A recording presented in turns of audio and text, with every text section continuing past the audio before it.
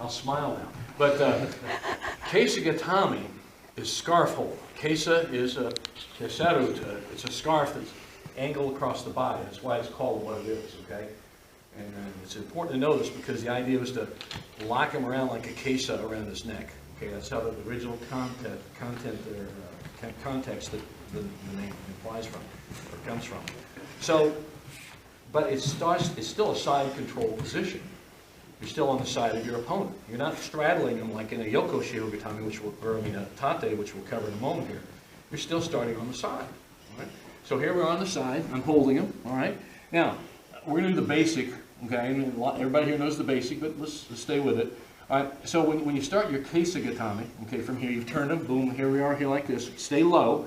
Don't, when you turn your opponent over, break him down, don't come up and say, well, that was cool, I did a good move. Now look at all the scat. Well, okay, he's out of trouble and now I'm in trouble. So make sure when you turn him or break him down, bam, you stay low to him, okay? Keep a lot of points of contact on the mat.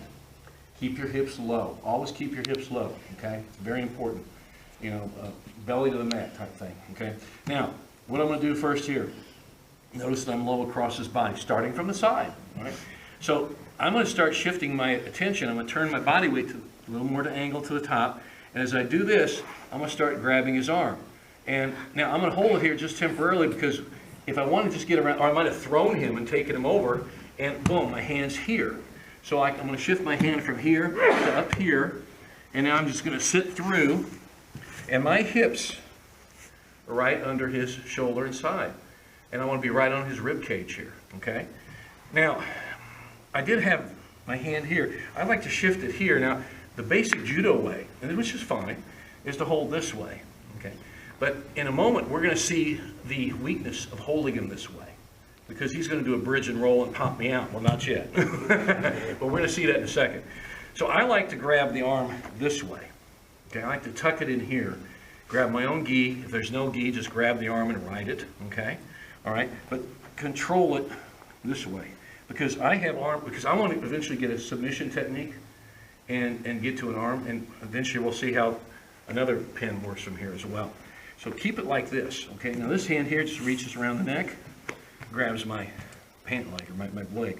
You can grab the gi if you want, but I like this better because it pops his head off the mat farther, and he has less control. If it's like this, he can still bridge and turn into me. I don't want that to happen. I like to have here. Notice how I'm riding him on my right hip. Here's my steering leg, you know, and here's my back base leg. And I'm looking at the toes digging in. Don't just lay there like they're hunks of meat. Ride them. This is kind of my rudder, okay? And trap them here, and I'll just ride it out. You know, and stay low, but still you want to be able to ride it out, okay? And there's your hold out. There's your 06. Some guys will do this, fine. Whatever, where you get a base. You want good points, you want a good fluid base. That's what your legs provide. They provide stability in the base, they provide stability in how you might even turn him. And remember, I'm just the one to stay, when he moves, I stay with him. Osei Komi is a fluid moving thing, so as he's kicking around moving, I'm staying with the man, whatever I need to do, okay?